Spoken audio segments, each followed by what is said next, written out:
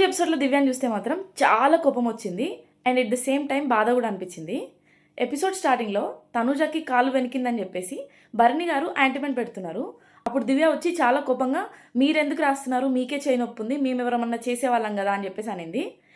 ఆ సిచ్యువేషన్లో అసలు దివ్య ఇన్వాల్వ్మెంట్ అనేది అవసరమే లేదు. ఎందుకంటే భరణి గారు ఏం చిన్న బాబు కాదు, ఆయన చేయి నొప్పింది, ఆయన చూసుకోగలుగుతాడు. అండ్ ఆయన ఎవరికి యాంటిమెంట్ రాయాలనేది అండ్ రాయాలా వద్దా అనేది కూడా ఆయన డిసిషన్. ఈమె మధ్యలో దూరి మీ చేయి మీరు చూసుకోరా అది అని చెప్పేసి చాలా ఆర్గ్యుమెంట్ పెట్టుకుంది. ఇలాంటి మాటల వల్లే భరణి గారి గేమ్ ఇంకా దివ్య గేమ్ ఇద్దరి గేమ్ డౌన్ అయిపోయింది. భరణి గారి అమ్మాయి వచ్చినప్పుడు కూడా ఆల్మోస్ట్ అందరితో చాలా బాగా మాట్లాడింది. తనుజాన్ అయితే హగ్ చేసుకొని మీ బాండ్ చాలా ఇష్టం మాకు అని చెప్పింది.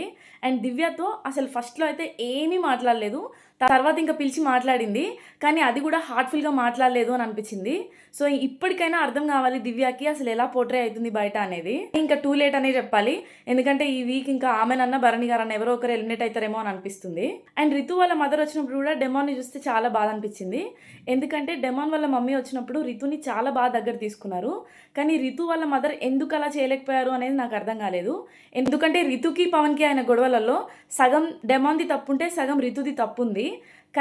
కానీ తనుజాని ఇమాన్యువల్ని పిలిచి మాట్లాడి డెమాన్తో సపరేట్గా మాట్లాడకపోవడం అనేది కొంచెం బాధ అనిపించింది. ఈరోజే పవన్ కళ్యాణ్ వాళ్ళ మదర్ కూడా వచ్చింది, ఆమెను చూస్తే కూడా చాలా పాజిటివ్గా అనిపించింది. అండ్ తనుజ పవన్ కళ్యాణ్ వాళ్ళ మమ్మీకి శారీ ఇవ్వడం అయితే చాలా క్యూట్గా అనిపించింది. ఎందుకంటే ఆమె ఏం ఇవ్వకుండా సైలెంట్గా కూడా నిలబడవచ్చు, కానీ వాళ్ళిద్దరి మధ్యలో ఉన్న బాండ్ని స్పెషల్ అని ఆమె ఫీల్ అయింది. అందుకే వాళ్ళ మదర్కి శారీ ఇచ్చింది అని అనిపించింది. ఈరోజు జరిగిన ఫ్యామిలీ మీటింగ్స్ మీకు ఎలా అనిపించాయి కమెంట్ చేయండి.